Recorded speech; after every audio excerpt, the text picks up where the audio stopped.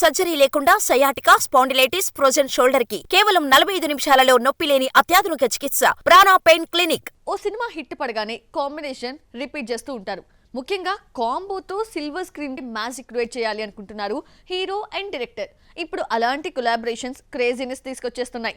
Curiosity కలిగిస్తున్న combos ఏంటో చూసిద్దామా? టాలీవుడ్ ఇండస్ట్రీలో క్రేజీ కాంబినేషన్ మ్యాడ్నెస్ పుట్టిస్తున్నాయి. బాలయ్య బోయపాటి, వెంకటేష్ అనిల్ రావిపూడి, త్రివిక్రమ్ బన్నీ కాంబోలైతే ఎక్స్పెక్టేషన్స్ ఎవరెస్ట్ ను టచ్ చేస్తున్నాయి. హిట్ ఇచ్చిన డైరెక్టర్స్ ను లైన్ లో పెడుతున్నారు నందమూరి నటసింహం. బాలయ్య బోయపాటి సీను తలుచుకుంటే దబిడి దిబిడి అయిపోవాల్సిందే. సింహ, లెజెండ్, అఖండ హ్యాట్రిక్ హిట్స్ అందుకున్న ఈ ఇద్దరు నెక్స్ట్ ప్రాజెక్ట్ షురూ చేశారు. రీసెంట్లీ అఖండ 2 షూటింగ్ స్టార్ట్ అయింది.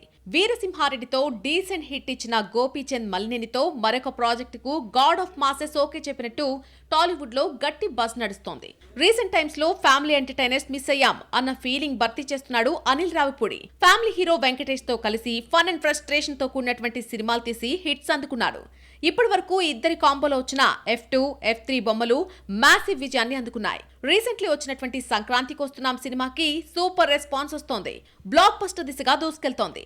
దీంతో టీం సంబరాలు చేసుకుంటోంది. వెంకటేష్ తో ఇదే ర్యాపోను మెయింటైన్ చేసేందుకు బ్లైండ్ గా ఫిక్స్ అయ్యాడు హిట్ డైరెక్టర్. వెంకీ మామతో 10 సినిమాలు చేస్తానంటూ ప్రామిస్ చేసేశాడు. వీళ్లే కాదు, త్రివిక్రమ్ అంటే 3 హీరోస్ పవన్ కళ్యాణ్, మహేష్ బాబు, బన్నీ. ఇక ఈ ముగ్గురుతోనూ రిపీటెడ్ గా సినిమాలు చేశాడు. నెక్స్ట్ అల్లు అర్జున్ తో సినిమా ఉండబోతోంది.